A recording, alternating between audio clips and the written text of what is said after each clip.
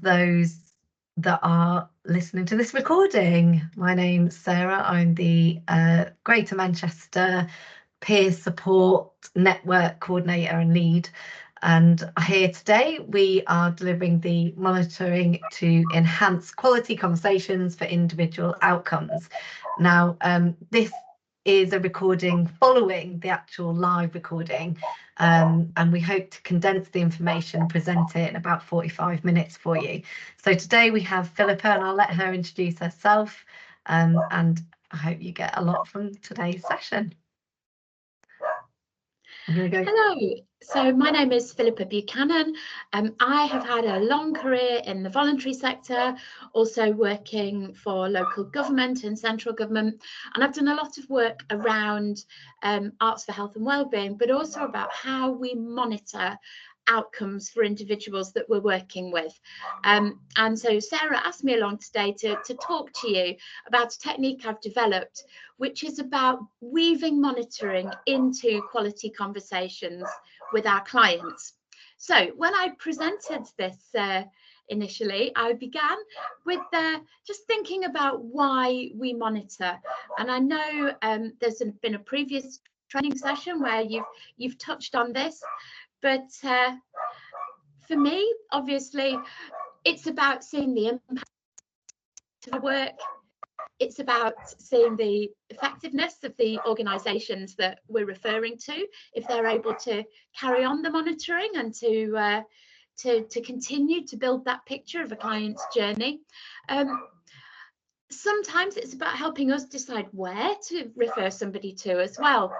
But actually, I think really most importantly, monitoring can help the person that we're working with, the client, to see their own progress and recognise their own journey from ill health to wellness.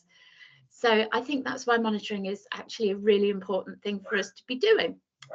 So the next thing I did was I asked the participants about what the barriers are that they face at the moment. And this is some of the answers that were given during the live session. And I wonder whether some of these answers might be familiar to you. If you were joining in live, what might you contribute to this screen?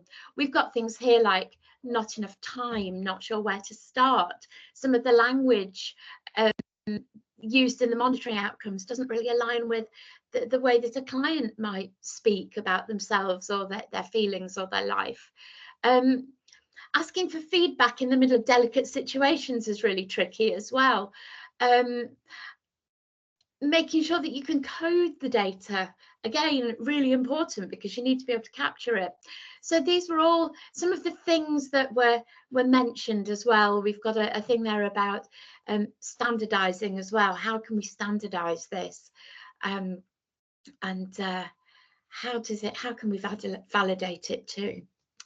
So if we move on, I then asked what people currently talk to clients about.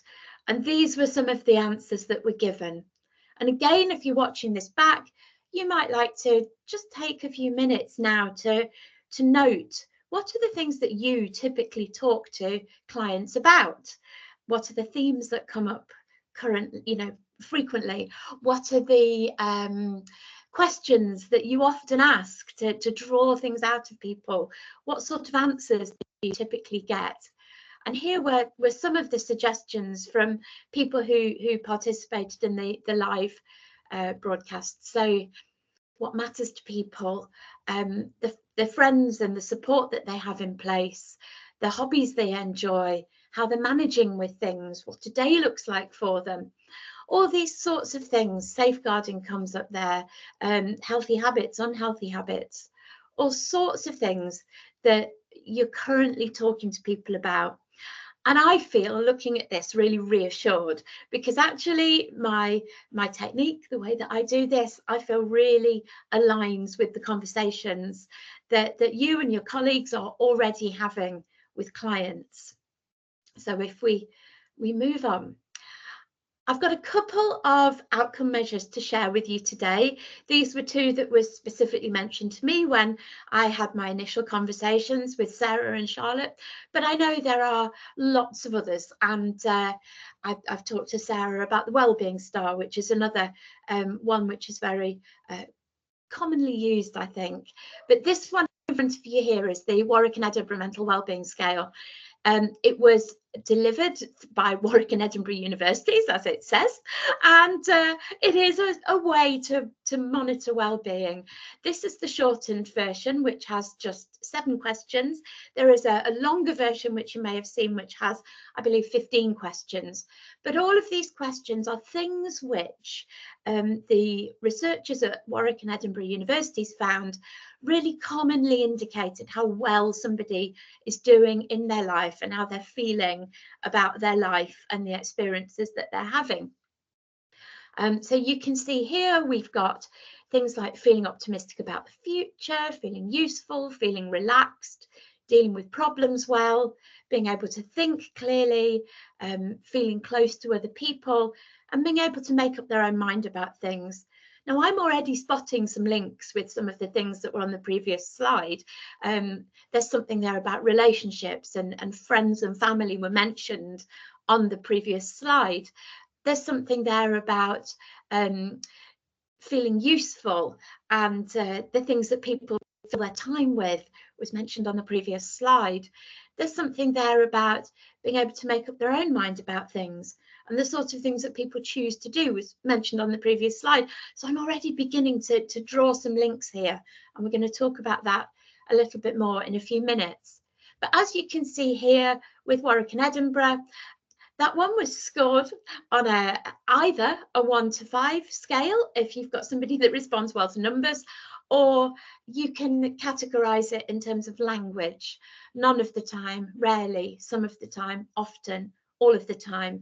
And again, I think having that language available to use with this particular scale, but I think you can apply it to others as well, is really useful when we're weaving this into conversations. So Sarah gave you a little brief preview there of the next scale, which I'm going to talk about, which is the Office for National Statistics, ONS4 scale, which just has these 4 domains of life satisfaction, how worthwhile things feel, happiness, and also anxiety levels. Now, I think that one's really interesting because all of the other language previously has been quite positive, but anxiety is actually quite a maybe a more negative word, naming a difficulty rather than strength. But this one again is ranked on generally a 1 to 10 scale, which again aligns quite nicely with 1 to 5. And you find that typically a lot of these scales that you might look at encourage you to score either on that verbal scale of not at all to always, or on the numerical scales of 1 to 5 or 1 to 10. And they often have common themes as well. So if we hop onto the next page, you'll see here where I've started to draw out some of those themes. So in the green bubbles, there are the themes that come out from those 2 scales, from Warwick and Edinburgh and from ONS4. And the writing that's in, I think it's a bluey colour, a darker blue colour, is the Warwick and Edinburgh scale, and the words that are in the red type are from the ONS4. But you can see I've already managed to actually group several of those things together. 3 of those things overlap. I also sat and thought about some of the conversations I've had with clients, people I'm working with in my current job recently, about their lives and the sort of things that they want to do, and where they're at the moment and where they'd like to be. And I've pulled out some of those themes as well, and they're in the sort of orangey colour bubbles. And as you can see, I've started to link those in with the themes from the wellbeing measures. And this speaks really to that point that was raised on the slide, the contribution from somebody else earlier in the session, about using the client's language. And I think here this is the job for us to do the work. So when somebody uses a phrase or they talk about something, so maybe somebody uses the phrase brain fog. So I was talking to somebody recently, they talked about having brain fog. And for me, that links very clearly with that domain around thinking clearly. So if somebody tells me, oh gosh, my brain's always really foggy, then I will think, maybe that means you're not able to think clearly. Maybe that tells me where you might be scoring on that particular measure. If somebody tells me that they feel like they're always letting people down, then perhaps I can tie that in with that the sense in the measures of either things being worthwhile or feeling useful. Maybe that's a sort of opposite emotion, letting somebody down, to feeling useful to them or feeling that what they're doing is worthwhile for them. But it's, again, it's about pulling those words together. So if we hop onto the next slide, you can see here that I'm asking you to think about the language used, and maybe now think about some of the language which your clients use to you, and they may be expressing sentiments that are similar to the measure that you're using, or they may be expressing sentiments that are opposite, but I think you can still link them. So the examples I've pulled out here: I'm feeling relaxed versus I'm feeling stressed, or I'm feeling happy and I'm feeling optimistic about the future versus everything feels pointless, or I'm feeling useful or my activities feel worthwhile versus I'm feeling useless. And again, I think it's down to us really to do that work and to pull those ideas together when we're having conversations with people, and to go with their language. That's really important, to use the language that they are using. So if we jump onto the next slide, I'm going to share my approach with you. So this is something that I've developed through my practice as a way of using monitoring tools, outcome measures, in a way that doesn't feel like it's death by form filling. And it's not kind of asking somebody to score how happy they are, which I think can sometimes feel a bit uncomfortable as a starting point for a conversation. It's about having those productive conversations that you currently have, but actually weaving capturing of data and monitoring into those conversations. So this is what I do, and have a go. This might work for you too. So for a start, I would always share what I'm doing with my clients. I would say to them something like, okay, we're going to have a chat. I'm going to ask you to tell me about how you're feeling, and I'm going to take some notes during this. And if you notice me circling anything or writing anything down, that's because I want to make sure that I've really totally understood you and what you're saying, and that then I can give you the best possible service. And then I would talk as usual. We would have that productive conversation, all of the things you're currently doing that really doesn't need to change. But as it went along, I would be making notes, and I would be tentatively scoring on the wellbeing measures as we go. So I would be noticing themes that are raised. Is there language that they're using? Are there sentiments that they're expressing? Things they're saying that maybe link to one of the measures in the outcome measures? Are they using words? Have I heard a word like never, rarely, sometimes, often, always? I always feel too tired to do anything. I never feel motivated to get up and go out. Oh, I rarely talk to anybody. If you're hearing language like this is giving you perhaps an indication as to where that person might score themselves on the scale. And so as they're talking, I would have a go at scoring them. And then really, most importantly, I would reflect at the end of the conversation my notes back to the client. I would share with them the notes that I'd made, the things that I'd circled on the tool, and I would give them the chance to tell me I'm wrong and make amendments. This is why, to be honest, there's no pressure when you're having a go at doing this, because that's all you're doing is having a go based on what they're telling you in the conversation.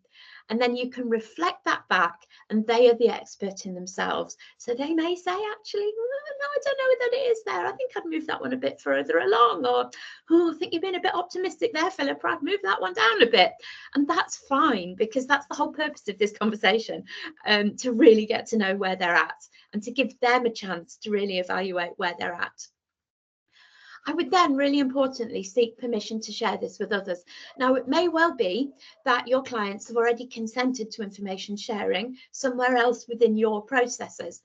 But if, for example, you are going to now refer this person on to another organisation, they may well be able to use the same measuring tool with this person in a few sessions' time or at the end of an intervention. And then that will really help to track that person's journey.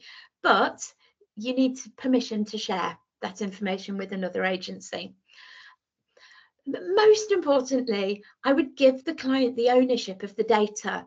I would give this to them. I'd give them a copy, and I'd say, you know, this is something you might want to revisit for yourself at some point, to just check in with yourself and see if things have changed. And really importantly, for the purpose of tracking a person's journey and monitoring the effectiveness of what we're doing, I would repeat this at appropriate intervals. And I've chosen the word appropriate there quite deliberately, because I don't know how long the interventions are that you normally offer to people, or the length of the support, the number of sessions you have, the amount of time. I've been in services myself where I've been asked to complete these things every single session, and that can feel very draining, and it can feel like it takes up half the session, and it doesn't feel very productive. And I sometimes think as well, now I'm a mum of 4, my children are all now adults, really grown up, and I have no idea how that happened, because only 5 minutes ago, I'm sure they were little. And I think there's that thing when something happens in really gradual increments that you don't notice the change. And we know, don't we, from working with people, that the route back to well-being is not necessarily linear. It can happen in really gradual increments. It can take a while. You might go backwards and forwards a bit, you know, 2 steps forward, 1 step back, 1 step to the side, something else happens, but you're always making progress in life. And so I feel that sometimes if you repeat this too often, it loses its effectiveness, actually. So I feel that perhaps you repeat it at the midpoint in your program, you repeat it again at the end, and that actually gives you a chance to really see that change that's occurred without it being impacted by the small variables like, is the weather sunny today, or is it raining, and, you know, have I got any money in my bank account today? Because those immediate things can affect how somebody scores. But actually what we're looking at the bigger picture, and that journey over the length of time that you've been working with somebody. So I feel that repeating it at slightly larger intervals can really help capture that better. And I think that's really important. And obviously, if you are in a service where you're only meeting somebody once or twice and then referring them on, I think talking to the agencies and the organisations that you refer to about them continuing this monitoring journey, and with the client's permission, telling you how they've got on, is actually really useful for everybody concerned, especially the client. So if we move on, this is a little example I did just to try and illustrate what I'm talking about. So you can see here a sort of imagined statement or conversation with a client, but actually based on people, real people within my practice, without breaching their confidentiality. So what this client is saying to me is, since the kids left home, I've lost my sense of purpose. I hardly see them. I've got a typo there. They don't need me anymore, so I feel totally useless. Half the time I'm stressed about money, and most days I wake up and have no idea what to do with myself. And so while the client is saying that, I'm having a go at scoring. So what am I hearing? I'm hearing that they're telling me they've lost their sense of purpose. That seems like a really definite statement. And it seems to be the opposite of feeling useful. So I've hazarded a guess. I've taken a chance that maybe they would score themselves as a 1, that they're feeling useful none of the time on Warwick and Edinburgh here. They're telling me that they rarely know, they don't know what to do with themselves. Most days they wake up, they don't know what to do with themselves. They're clearly not able to think about that clearly. So I've had a guess that maybe they would score themselves as a rarely able to think clearly, rarely able to make up their own mind about things. They say they hardly see their kids. So I wonder whether they rarely feel close to other people. They say half the time they're stressed. So I've gone in the middle there. Well, stressed is the opposite to relaxed. So if half the time they're stressed, then half the time they're not relaxed. They're only relaxed some of the time. And if they're stressed about their problems, maybe that tells me they're not dealing with them well some of the time.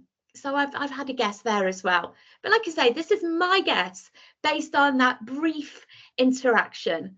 And I don't know for sure until I check this back with the client. So if we hop on to the next slide, this is what I would then say at the end of the conversation. So let me show you these wellbeing measures we used. I wondered how you might score them. So I've had a go on based on what you've been telling me. I heard you say you hardly see your kids.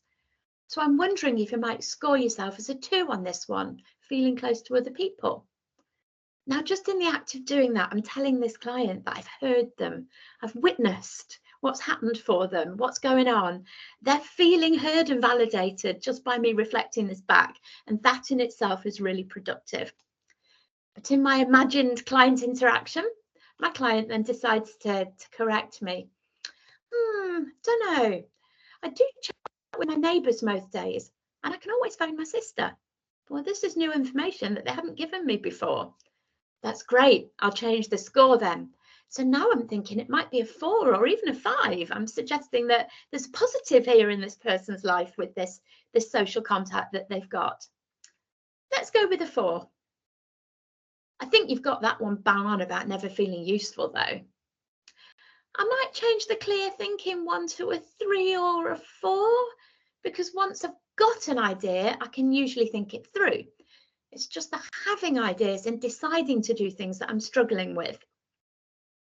Okay, so this is actually giving the client chance to take another look at their situation and at how they're feeling. And already the client has started to notice some positives where their narrative previously had been quite negative. So already this is helping the client on their journey to think about their experiences some more. But I'm going to reflect this back again. Okay, so it sounds like the biggest issue is with feeling useful. That's what the measures are telling us. That's what the client is also telling us. So if I can suggest some things to help with that, then you might be able to think it through and then decide what to do, what things you want to do. So we're drawing on that positive that the client has told us, and actually the measure's been really helpful for us to know of all of these different things that might be bothering the client. The biggest thing seems to be the feeling useful. And I think that gives us a really good starting point then for the next bit of work that we do with the person. So if we move on, I then gave people the chance to practice. They actually chose not to in the live session, and that was fine, because as we know, you go with what your client needs, don't you? And but I do encourage you to practice this approach. I found that it can feel a little bit clunky when you first do it, because you're trying to listen to the client and write things down and read what the measures are. But the more you do it, the more it becomes second nature. The more you begin to really tune into those words, those measures, the more you're confident in knowing what the measures are without having to sort of constantly refer down to your iPad or your bit of paper. So do practice this with colleagues if you get the chance.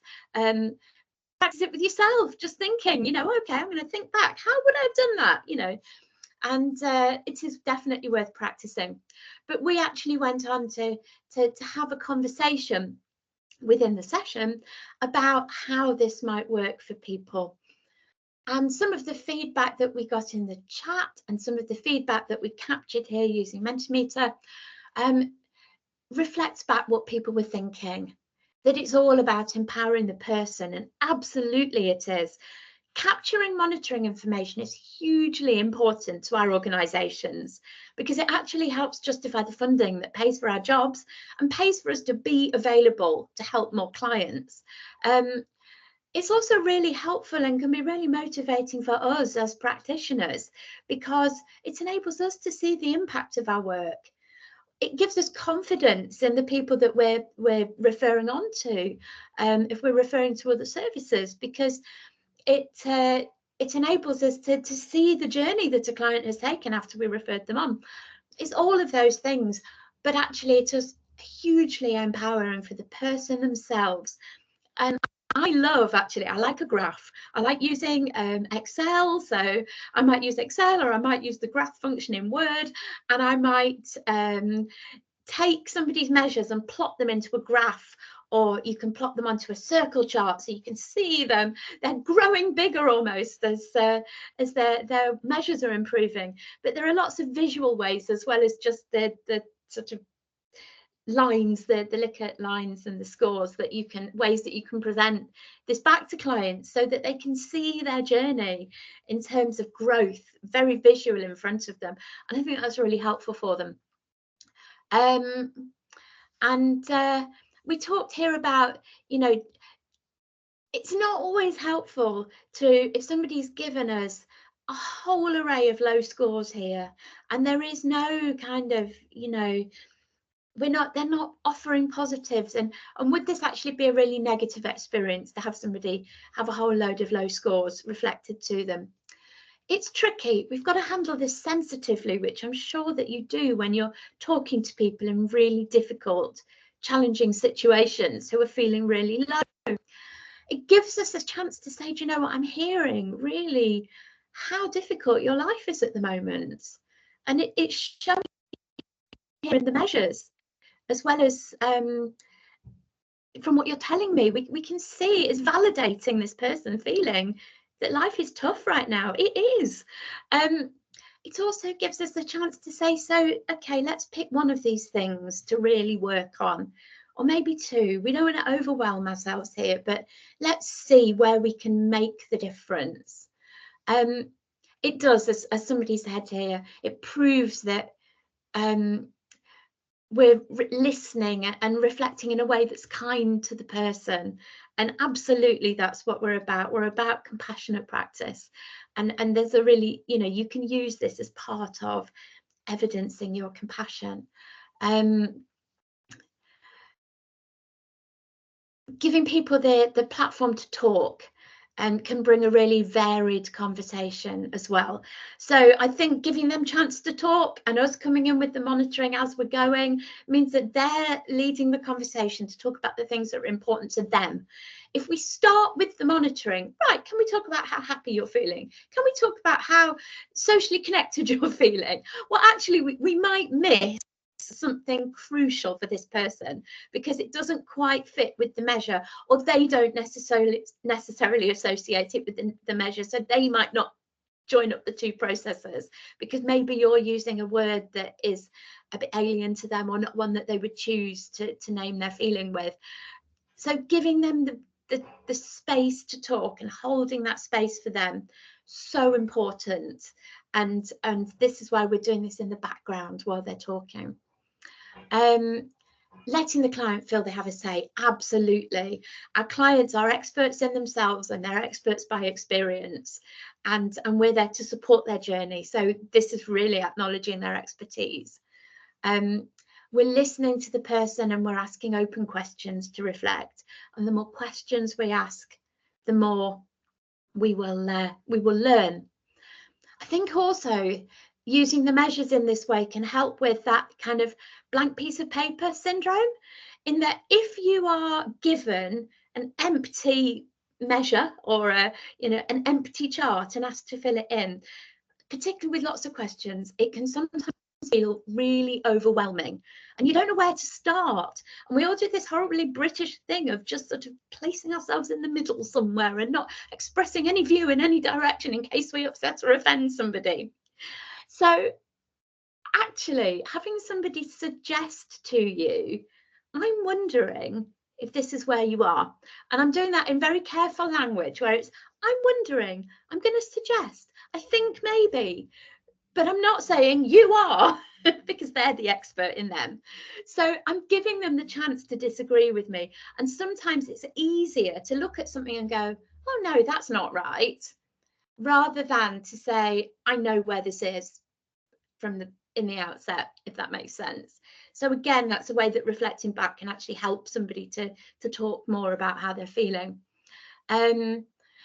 And we're talking through our reasoning, and we're talking through their reasoning for why they've picked this score. I think again, sometimes these things are used in terms of, oh, well, we'll give it to the client after the session to fill in, and we'll hope they give it back to us. And 9 times out of 10 they don't. But if they do, they've circled a 3 and you've no idea why, and that doesn't really help, does it? So this actually means that we're talking through people's reasons for how they're feeling right now, and our reasons for our interpretation of how they're feeling. And it helps us to make sense of the conversation, and it helps us to make best use of the time that we've got together, because we are building this in rather than having to leave 10 minutes to do the feedback at the end, sort of thing. And it's a good measure for the statement, the patient's state of mind, and indicating the goals that we're going to work towards. And I know one of the people then asked me in the session about, well, what about if it's feedback about our service that we're trying to collect? And that is a little bit trickier, but I would actually argue that the best feedback on how effective our service is whether we're making a difference to our clients. So yes, it's useful for us to know if they found it easy to get through on the phone, or that they heard about us because they saw a poster in the GP surgery. That sort of stuff is really valuable, that we often collect in feedback. But really knowing that we're making a difference when it comes to evidencing the value of what we do, knowing that we've made a difference to somebody because we've captured their journey and the outcomes that have been achieved for them, I think really is the strongest indicator of how well our service is doing. So if we hop on, this is my contact details. Now, I know that obviously this isn't live, so you might now have a burning question or something that you want to say, or things that you're thinking about that you can't ask me live because this is a recording, but this is my contact details. And I would, you know, if you want to drop me an email, drop me a text, give me a call or what have you, then please do, because I'm always happy to talk about this work. I think it's really important. I would also say that if you find that I've illustrated one set of measures here, but you're using something different, this is a concept. It doesn't just apply to Warwick and Edinburgh and ONS4. You can use this kind of approach with any of the monitoring tools that you might use. I think it's useful if you're using standardized tools, because things like Warwick and Edinburgh, ONS4 are commonly used in services like ours. So you can compare lots of clients together, or you can compare your service with somebody else's, because you might find a research paper that somebody's written or an article they've written, and they might mention using this, and you're like, oh, okay, so I can see how what you do compares to what I do, because we're using the same scales. So, you know, there's a lot to be said for using standardized measures, but you can use this approach with any of the many measures that you might use, or maybe a bit of a synthesis of a few. So again, we left some space for further questions at the end. And I remember somebody asking me about, you know, what do we do if I've had somebody referred to me that really shouldn't have been referred to me, that when we start to talk, it turns out they are in crisis. that they are in a really difficult place that I am not equipped to deal with. And that sparked two thoughts for me. Firstly, there are other measures that I've used in the past. The core YP scale, for example, a brilliant measure which is used by many therapists that I know. But that frames a lot of the questions to be more focused on the negative aspects of somebody's current experience. So it asks questions about, have you thought about self-harm, for example? And I think that's a very challenging question to ask if you're not equipped to hear the answer. So I would always say, when you're choosing measures to use, choose ones which fit appropriately into your work. So asking about social connectedness, asking about how optimistic somebody's feeling, using those scales that err on the healthy aspects of self, if you like, the positive framing, potentially fits within more of our field of practice. Don't feel compelled to use a measure that gets you to ask a question that you don't feel equipped to deal with the answer. So that was one thought.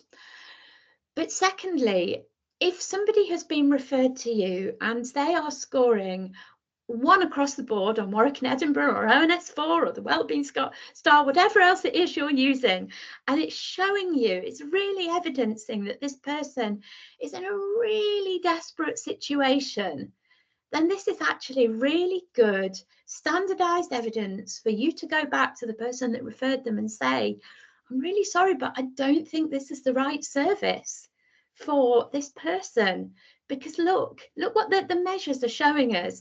And this isn't just my opinion as a lowly, connector or prescriber, or wherever we feel we fit within the hierarchy. This isn't just me and my opinion. This is evidence-based. And it's based on lots of really robust research that has been done in multiple universities and has been adopted by the NHS and many other bodies. So it's giving us that evidence to actually go back to referrers and go, I don't think this is quite right. Is there something else that might help this person more? So I think that's really useful too. Now I'm trying to remember what the other questions were or points that were raised. Don't know whether you remember any, Sarah?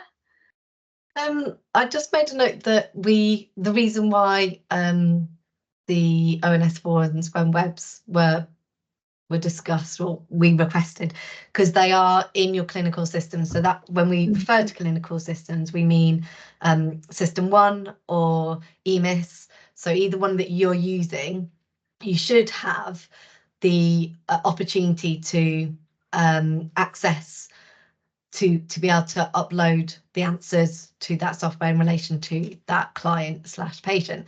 And also the new SNOMED codes are another standardized way of capturing data, and they should be up.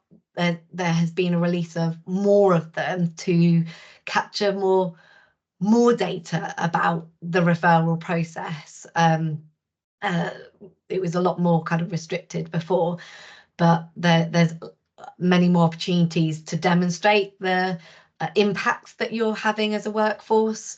So it was just a kind of logistical note, and we don't know how many of those clinical systems have got that update from SNOMED, whether they are there in practice and you can see the changes, or whether that is still something coming in into your clinical practice where you work.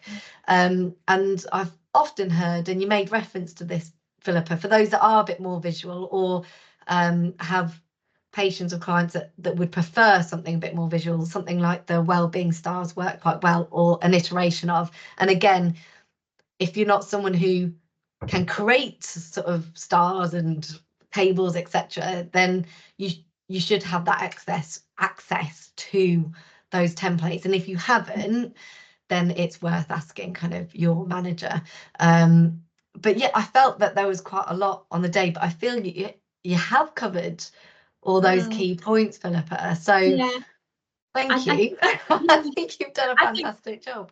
The only other one that I can perhaps think of was somebody asked about if this person again is in total crisis. Does it matter if we don't get to talk about all of these things? Does it matter if we don't do this? And I would say that obviously the patient comes first, patient safety comes first, patient well-being comes first, but really these things should be working for you, not working for them. I would also say that if you capture just a little bit of data, that's better than no data.